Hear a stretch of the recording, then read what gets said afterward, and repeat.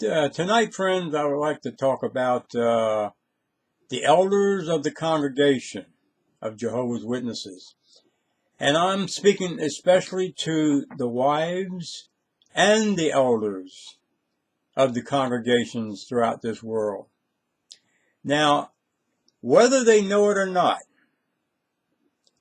that when child molestation happens in your kingdom hall, and you hear about it, and know about it, and does nothing about it, but enforce a two-witness rule, you are involved in a cover-up.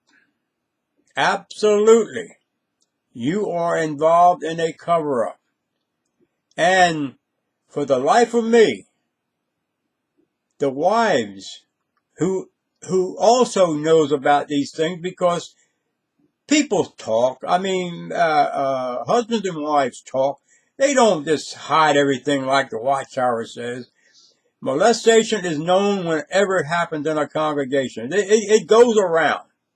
Okay? Now, you elders, do you think by you enforcing a two-witness rule that's dictated by a bunch of men, or eight bent-over old men up in Brooklyn, that you're doing the right thing? Do you realize that your family is at stake? Your family is at stake. You can lose your home. You can lose all your reputation you have built up. You can lose all that. And it's so embarrassing to even be mentioned about molesting a child. I don't see how in the world you, as an elder, can even go out in the field service knowing that these people behind these doors, they know all about this. They know about it. And what are you going to say when it's brought up to you? What are you going to say? You just can't change the subject, which you will probably try to do. But if you come to my door, you wouldn't leave that subject. It would stay right there till you left. You'd have to explain child molestation to me in your kingdom hall. And you wives, don't you love your children? Don't you love your children to let your husband be involved in a cover-up? A cover-up. That's what it is, a cover-up. If anybody remembers Richard Nixon, he was in the biggest cover-up that ever existed in this country, in Watergate. Now, if you really think that just because you got a briefcase and you're walking around like a rooster, that's always going to be that way, and the flock is under you, and you have all this prestige and this glamour and this here power, it don't mean nothing. Once that Troop 3 state policeman gets wind of a child molestation in your kingdom hall, it won't mean a thing. It don't mean a thing about your briefcase or your power. It don't mean nothing then. See? You got to explain what you know about all this. Now, you can't say that you can hold on to this power as long as you want to. There's laws we live by in this country. Whether you people know it or not, if you think that Brooklyn is the only power in the world, you're sadly mistaken, buddy. When that child molestation case gets started, you're in trouble. You're in trouble. And I know that you elders are not rich. Some of you have a little money, but you're not rich that you can be paying out $40,000 and $50,000 for lawyers. You're not that rich. And do you realize your home, your reputation, doesn't that cross your mind? Just to hold on to power? to be a rooster walking around and all the little chickens are scared of me. I have the power. I can take you to a judicial committee. Oh yeah, sure. Judicial committee. Makes y'all feel big when you can rule over somebody and render decisions. Not on child molestation, buddy. It won't work. And I hope one day that you people are going to wise up and get on that damn phone and call the police when something like that is mentioned and not care what 8 old men up in Brooklyn says. You got to look out for number one. Number one is you and your family. Not them guys up in Brooklyn. They're going to look out for themselves. And I guarantee you, they ain't going to send no lawyers down there to defend you. You're on your own then. They're worried about their hide up in Brooklyn. They got lawyers up to defend them, see. Oh, yeah. You know how you can tell that? All you got to do is think about when they had these Australian Royal Commission hearings down there about child molestation in the Kingdom Hall in this world. All the cases that are involved, 23,000 plus. 23,000 plus. That's a lot of kids. A lot of kids. Well, they were not apostates on this commission. They weren't out to get you. You got yourself. You got yourself. You covered it up. These same guys that you covered up for are out in the field service, knocking on doors, just like nothing happened. Nothing's wrong. Everything's good. Yeah, that's what you think. Eh?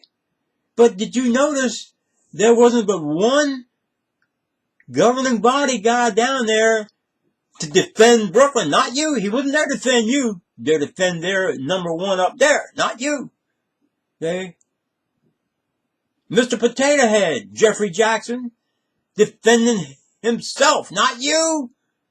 And he wouldn't even came there unless they had not caught up with him. They caught up with him while he was down. He was trying to sneak out before they got to him, but he had to appear then. And he was so disappointed that he had to come there and lied like hell, saying he was glad to be there and give the Royal Commission what they wanted to know, whatever they were talking about. He wasn't glad to be there. He wasn't glad to be there.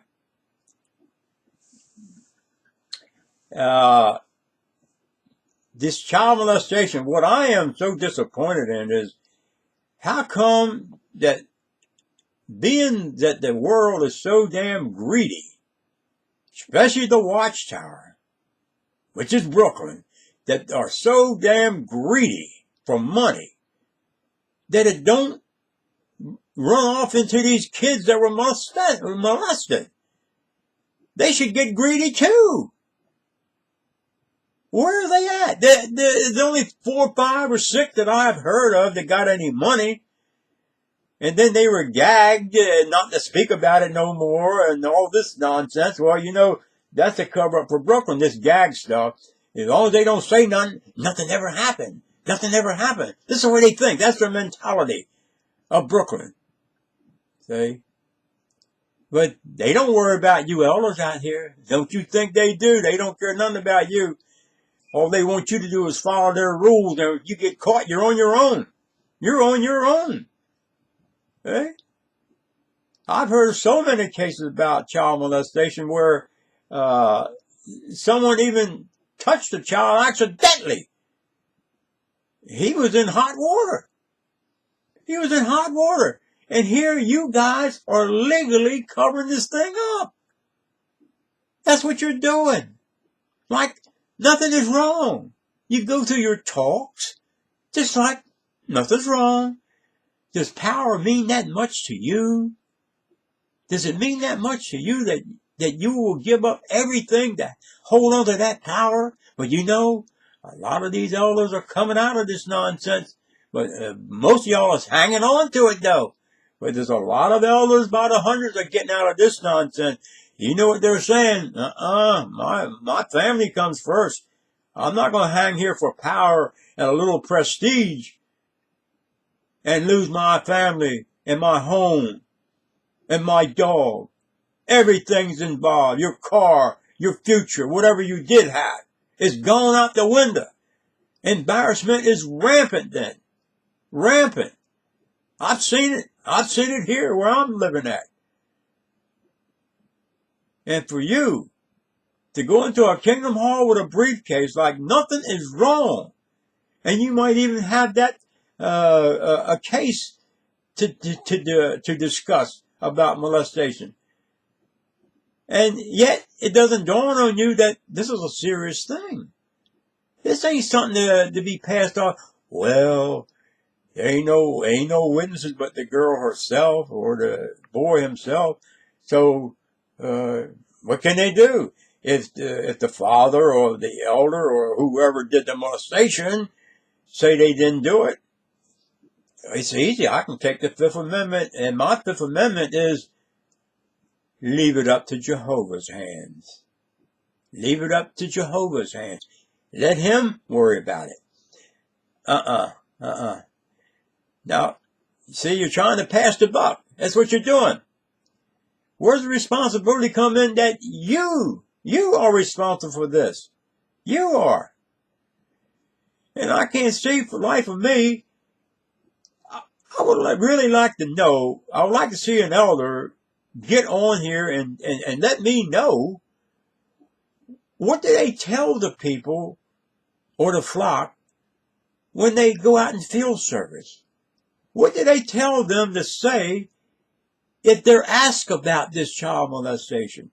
What do they say? Isn't this the religion that's got all that child molestation going on? That's what they're going to ask you. See?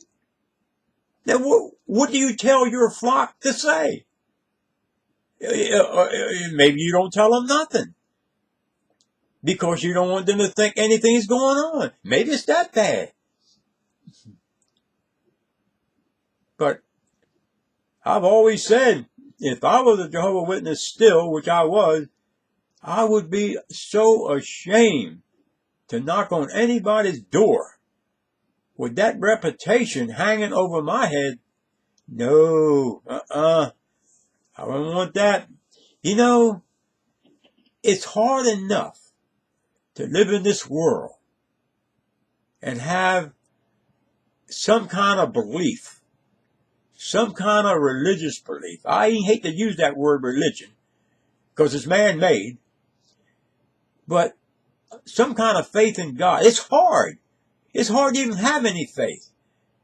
But for you to come along with this nonsense of covering up something that's sacred. A child's future has been destroyed. She's destroyed now. See? Don't tell me that they get over it. They don't never get over it. I know that for a fact. I've had it in my family. I've had it in my family. I've seen girls that grow into women. And when that comes back on their mind, maybe 20 years later, it comes up to them. And the rest of their lives is spent going into doctor's office, mental therapy, psychological therapy, all kinds of therapy, Darvon, Prozac, and Willibrutin. You just name it. All those chemicals that they put in their bodies because of what some damn man did to them. Some damn man did it to them. And they spend the rest of their lives in and out hospitals, in and out doctor's offices, electric shock treatment, and you name it. Because some idiot, some sicko ruined her life. Ruined her life. So I'm going to close this talk to tell you elders this here. Use common sense. Use common sense. and get out of that mess that you're in. It's not worth it. The power is not worth it. Your family's worth it to hold on to them. But that power that you love don't mean a damn thing when that state cop pulls up into that driveway. So I'll close for now. And thanks a lot, y'all, everybody. Thank you.